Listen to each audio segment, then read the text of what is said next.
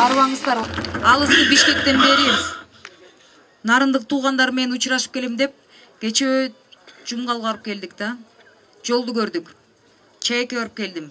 Эми мен Чайке биринчи жолу барганымда, ушунчалык жолдун начарлыгын көрүп, элдин жашаган шарттарын көрүп, бир нерсеге таң калам. Бишкекте эң кыйын, эң зыңкыраган бизнеси бар байкелердин баары кайсы жерден? Нарындан. Жалпысынан айтайын да. Арасында ат башыдан эң кыйындары бар. Анан көмүргө жетебиз байке. Ошолордун баары каяктан десем, Нарындан да. Эмнеге элдин жашоосу өзгөрбөйт десем, биздин азыркы күндөгү бизнесмен байкелерибиз ошол жүргөн белгилүү аттуу баштуу байкелерибиз, шайлоого чыккан байкелерибиз, нарындык байкелерибиздин арасында көпчүлүгү да салыкка жеткенде бюджетке акча төлөдү. Миллиарддык доходторунун 1 миллион төлөп коюшат экен. А бирок бир жылда бир жолу Нарында ат чабыш өткөрүшөт. Бир жылда бир жолу келип туруп көзүңөргө көрүнгөндөй кылып бир кичинекей 500 метр жол болобу, кичинекей бир садикке жардам болобу, ооруканага жардам болобу, мында бир кичинекей немени жардам берип коюшат да. Анан 5 жыл укпайсыңар, көрбөйсүңөр, билбейсиңер ким экенин. Парламентте мына мен Рыскели байке деле азыр көбүрөөк токтолот да. Жанар Акаев коллегаларым айтып кетти. Парламентте нарын дегенде ким туруп берип атты? Өзүңөрдүн бияктан чыккан белгилүү 30 жылдан бери бийликте жүргөн байкелерибиздин бирөөсүнүн да үнү кылбайт. Эмнеге? Жашынып алышат. Өздөрүнүн бизнесине коркушат. Калчылдайт. Эртең бирдеме болсо эле келип туруп бизнесин баса калат деп. Мен да ишкерлердин үй бүлөсүнөн келгенмин, урматтуу туугандар. 15 жыл мурда менин атамды Бакиевтер атып кетишкен. 15 жылдан бери башыман көп нерсе өттү. Бирок оппозициянын катарында кошулам дегенде мен катынып, жашынып, корком деп барган эмесмин. Мен иштейм деп 5 жыл парламентте кимдин үнү уктуңар?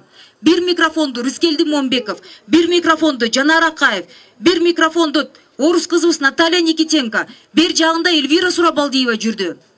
Нарындык байкелер кайда эле? Уялып көмүргө чейин айтып атасыздар. Жакында эле мына бир жума болуп калдыбы?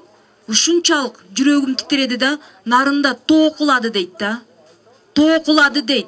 30 жылдан бери уктаган нарындыктар гана эмес, 30 жылдан бери уктаган кыргыз эли ойгонгула деп тоо кулап атат. Туугандар, тоо кулап атат. Тоолук туугандар. Эсиңерге келгиле, токтоткула. Биримдик болобу, Кыргызстан болобу, мекеним Кыргызстан болобу, тизмесин карагыла. Астына татнака кыз балдарды чыгарып атышат. Аркасында ким турат? 30 жылдан бери тоногондор келип атышат. Арасында силердин жердештериңер келип атышат. Ишкерлер ушунчалык эң бай, эң кыйындардын көпчүлүгү Нарындан. Эмнеге эли ушунча кедей жашайт? Эмнеге жолдор ушунча начар? Эмне кыласыздар? Шайлоого келгенде 4 октябрда ойлонгула. 2000 сомдон тараткан адам. Мен ишкермин. Ишкердин үй бүлөсүнөн ошактан чоңоюп ар бир тыйын баасын билем. 2000 сом соо киши таратпайт. 2000 сом тараткан адам. Парламентке келгенде 100 000, 200 000, 500 000 доллар тараттым деп, мен ошол акчаны кантип кайрып алам деп тендерге аралашат. Жолдордун 7 сантиметрин 3 сантиметр кылып салып берет силерге. Элди ойлобойт. 5 жыл жейт, 5 жыл келбейт, анан 5 жылдан кийин кайра келип туруп, мен силердин кулуңармын деп шайлап бергиле, 30 жылдан бери билесиңер деп кайра келишет. Токтото турган убакыт келди, туугандар. Пандемияда канча киши, канчасы каза болуп калды. Онлайн системада мына эжекелер отурасыңар. Бир телефонду 4 балаңар кучактап, 1 класс, 3 класс, 5 класс, 7 класс кимисин окутам деп отурдуңар. Телефон чалса эмне болуп калды? Онлайн бүтүп калды. Бир телевизор болсо деле ошондой болду. Тажадыңарбы? Биз ичинен жанакы чимкириктер деп бизди урушуп атпайсыздарбы? Биз жанында жүрүп атып, биз да ошол чимкириктерден тажадык. Биз бириктик.